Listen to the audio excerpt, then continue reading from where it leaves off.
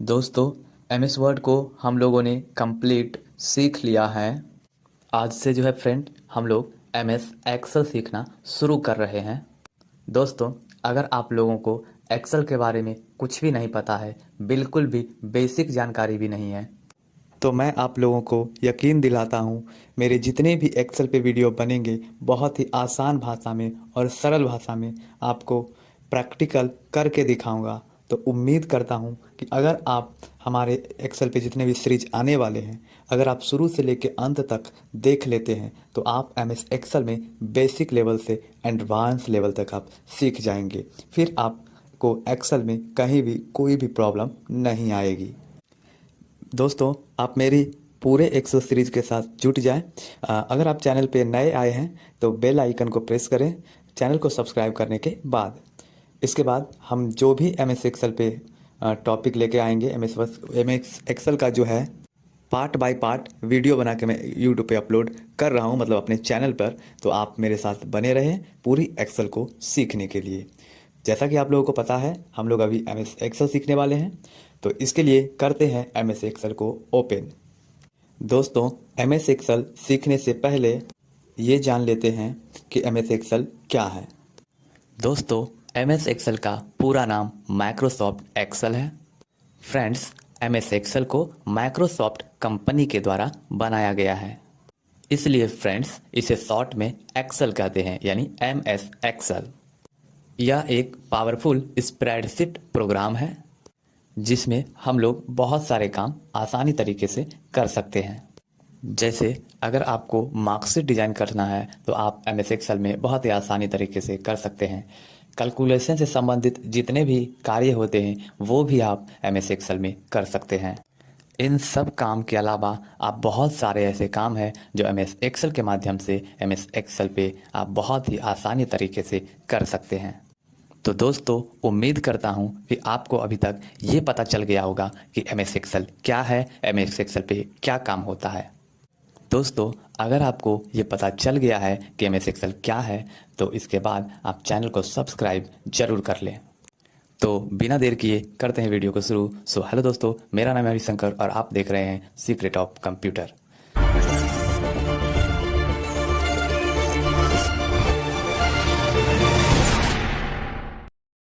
तो इसके लिए हमें एम एस वर्ड को ओपन करना होगा।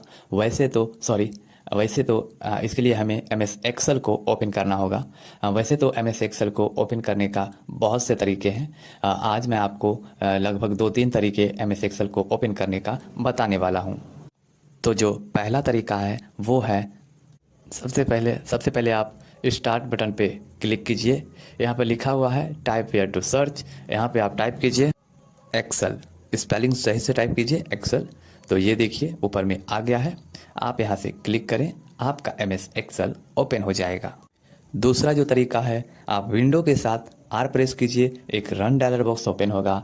आप इसमें टाइप कीजिए एक्सेल, स्पेलिंग सही से टाइप कीजिए एक्सेल। उसके बाद आप ओके पे क्लिक कर दें, आपका जो एम एस एक्सेल का सॉफ्टवेयर है वो ओपन हो जाएगा। अब बात करते हैं एम एस एक्सेल के परिचय के बारे में कि किस पोजीशन को क्या बोला जाता है, किसे क्या नाम से जाना जाता है। तो सबसे ऊपर में ये कोना पे आपको मिल जाता है एक बटन जिसे कहा जाता है ऑफिस बटन। अगर आप लोगों ने हमारा एम एस वर्ड का वीडियो देखा होगा तो सेम यही बटन आपको एम एस वर्ड में भी मिला होगा। मैं आपको ऑफिस बटन के सारे ऑप्शंस के बारे में फिर से बता देता हूँ। आप इस पर, ये जो न्यू लिखा हुआ है, इस पर क्लिक करके एक नया डॉक्यूमेंट अपने एक्सेल में ला सकते हैं। ओपन पे क्लिक करके अगर आपने एम एस एक्सेल में पहले से कोई बना करके सेव किया है तो इसे ओपन कर सकते हैं। इस पर क्लिक करके आप एम एस एक्सेल की फाइल को सेव कर सकते हैं। आप सेव एज पर क्लिक करके आप किसी फाइल को दूसरे नाम से सेव कर सकते हैं, किसी दूसरे फॉर्मेट में।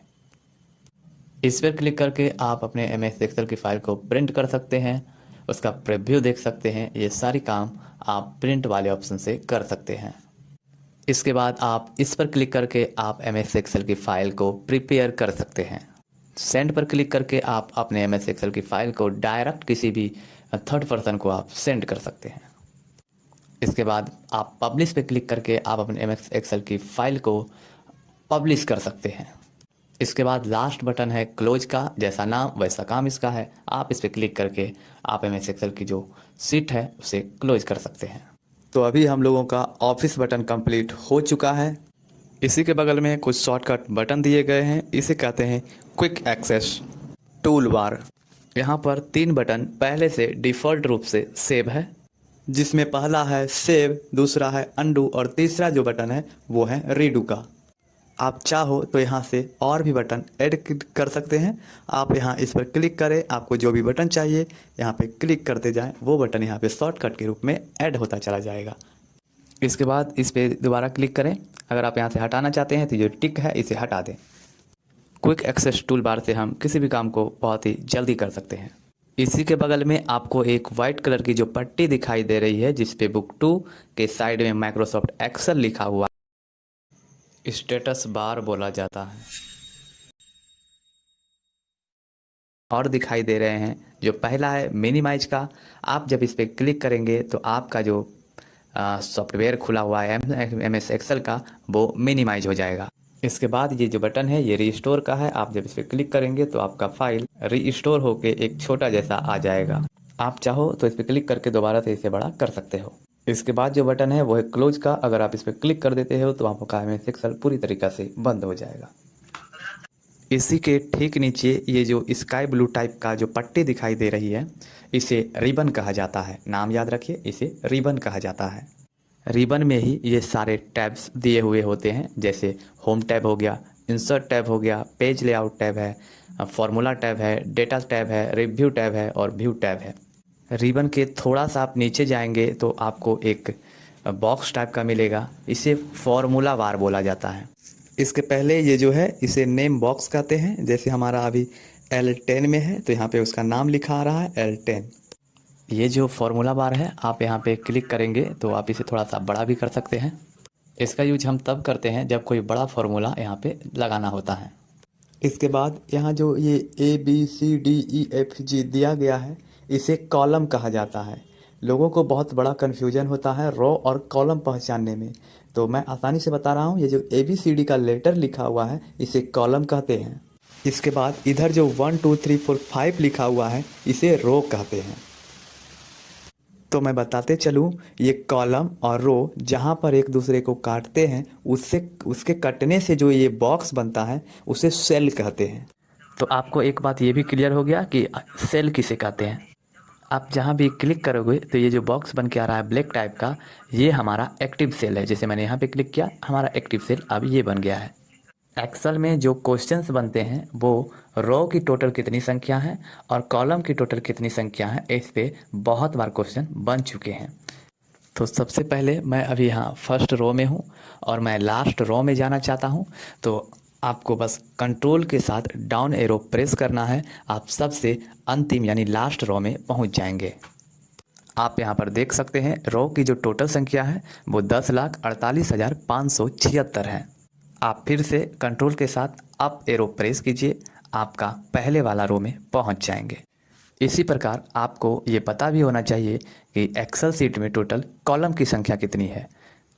लास्ट कॉलम में जाने के लिए आपको कंट्रोल के साथ राइट एरो प्रेस करना होगा, तो आप सबसे लास्ट वाले कॉलम में पहुंच जाएंगे, जिसकी टोटल संख्या 16,384 है। मतलब कॉलम जो है 16,384 है। इसके बाद फर्स्ट वाले कॉलम में आने के लिए कंट्रोल के साथ लेफ्ट एरो प्रेस करेंगे तो फर्स्ट कॉलम में पहुंच जाएंगे। तो यहाँ से आपको कितनी रो की संख्या है, कितनी कॉलम है, सेल क्या है, एक्टिव सेल क्या है, ये सारी बातें की जानकारी आपको मिल गई है। अब बात करते हैं, इस एक्सेल सीट में आपको 3 डिफ़ॉल्ट सीट मिलती है। ये जो नीचे है सीट 1, सीट 2, सीट 3 करके। इसमें जो पहली सीट है हमारा वो एक्टिव सीट है। जिस सीट पे हम लोग काम करते हैं उसे एक्टिव सीट कहते हैं। इसके बाद ये जो 2 सीट है वो डीएक्टिव सीट है अभी, क्योंकि अभी हम लोग उस पर काम नहीं कर रहे हैं।